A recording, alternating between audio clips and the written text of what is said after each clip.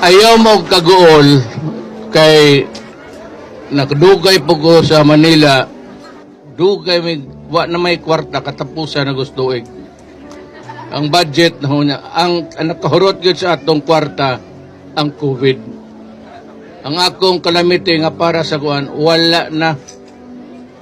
Galing ang mga proyekto sa gobyerno nga di kayo on time, gikaltasan na lang nako tanan, nakaipon ko gamayng kwarta. Muning nagsige na ko og suroy, Governor, tagain ko hantod Huwebes.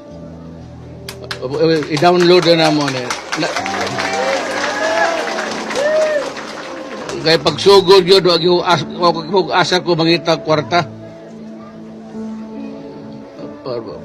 Na hinahinay,